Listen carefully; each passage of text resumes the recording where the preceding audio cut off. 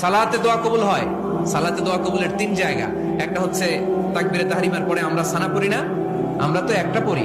আল্লাহর হাবিব সুন্নাহ এবং নফল নামাজে আরো পড়তেন সানা, ওই দোয়া কবুল হয়। দুই নম্বর জায়গা সালাতে সেজদায় পড়ে দোয়া করলে কবুল হয়। আকরাবু মা ইয়াকুনুল আবদু মির রাব্বিহি ওয়া হুয়া সাজিদ ফাকসিরু ফিহি দুআ। বান্দা যখন সেজদায় লুটিয়ে পড়ে, বান্দা আল্লাহর সবচেয়ে কাছে চলে যায়। দেখা যায় সেজদাটা মসজিদের কার্পেটে পড়েছে, দেখা যায় কপালটা জায়নামাজের উপরে পড়েছে, দেখা যায় সেজদাটা আমার কপালটা মসজিদের টাইলসে পড়েছে, কিন্তু বিশ্বনবী বলে টাইলসের উপরে না, জায়নামাজে না, তোমার সেজদাটা তোমার রবের কুদরতি পায়ের উপরে পড়েছে। সেজদায় পড়ে দোয়া করেন। সালাম ফিরানোর আগে বিশ্বনবী দোয়া করতেন, লা ইউসাল্লিমান্না আহাদুকুম হাত্তা ইয়াতাআওয়াযা মিন আরবা'a।